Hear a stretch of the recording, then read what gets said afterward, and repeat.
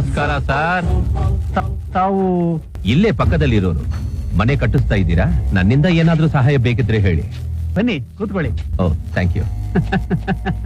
ಅಕ್ಕಪಕ್ಕದಲ್ಲಿ ಇಷ್ಟು ಒಳ್ಳೆಯವರು ಇದೀರಲ್ಲ. ಓ, ನಿಮ್ ಸ್ವಂತೂರು?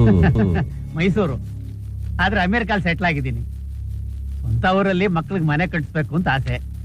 ಅದಕ್ಕೆ ನಾನ್ ಮಾತ್ರ ಇಲ್ಲಿದ್ದು ಮನೆ ಕಟ್ಟಿಸ್ತಾ ಇದ್ದೀನಿ. ಅರ್ಧ ಎಕರೆ ಇರ್ಬೋದು.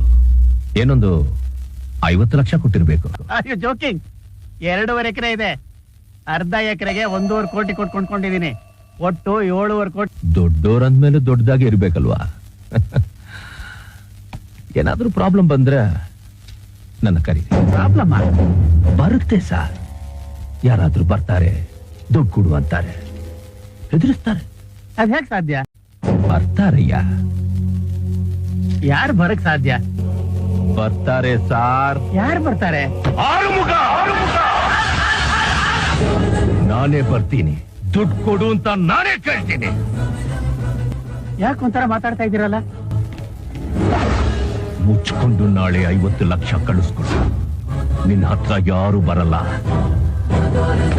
ಯಾವ ತೊಂದ್ರೆನೂ ಕೊಡಲ್ಲ. ನೀವು ದೊಡ್ಡ